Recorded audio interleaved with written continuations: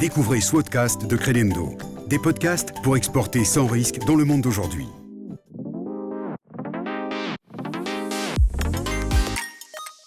Une assurance crédit est un outil qui permet à une société de faire analyser par un assureur spécialisé son portefeuille de clients existants, mais aussi futurs, et ce, tout au long de l'année.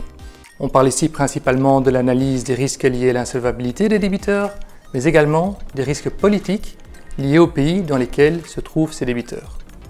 Je pense par exemple aux risques politiques qui sévissent dans certaines parties du monde, comme l'Afrique ou le Moyen-Orient.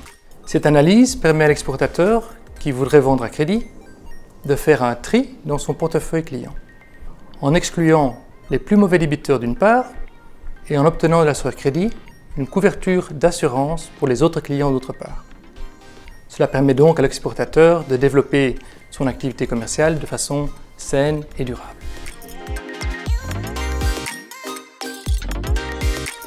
Pour un exportateur, le but principal de l'assurance crédit est d'obtenir une couverture contre le non-paiement de ses factures à crédit. Alors la cause du non-paiement peut être soit liée au débiteur, il y a en effet le risque que le débiteur soit insolvable. Cela peut survenir suite à des problèmes de trésorerie, lesquels parfois peuvent être la base d'une faillite. Mais il y a également le risque de rupture de commande par le débiteur, et ce, avant la livraison. La cause de non-paiement peut être également liée à un fait politique, survenant dans les pays dans lesquels le débiteur se trouve. Alors là, je pense par exemple à une guerre, une catastrophe naturelle, ou au risque de non-transfert qui empêcherait tout simplement le débiteur de payer sa facture et d'honorer son contrat.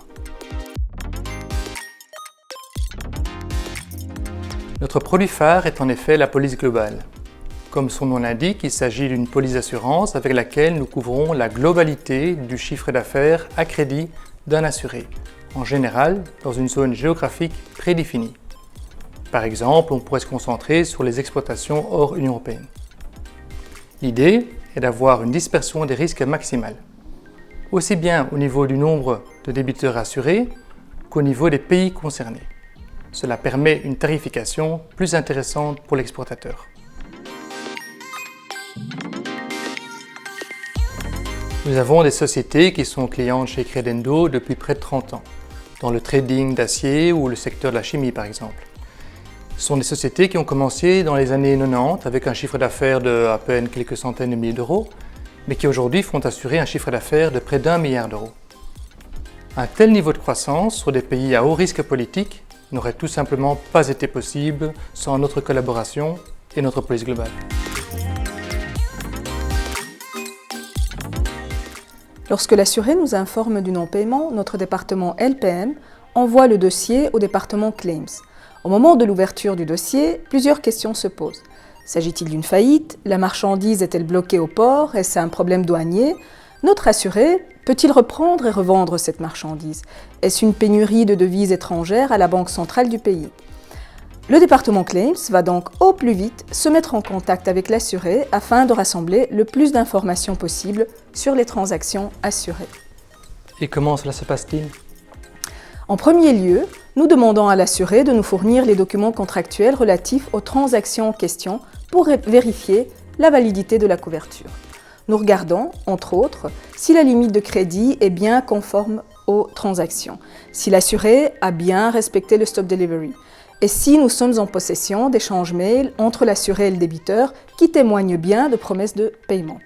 Mais également, nous allons demander à l'assuré s'il souhaite prendre une part active dans la procédure du recouvrement, afin par exemple de bien préserver ses relations commerciales, car le débiteur en question est un client de longue date.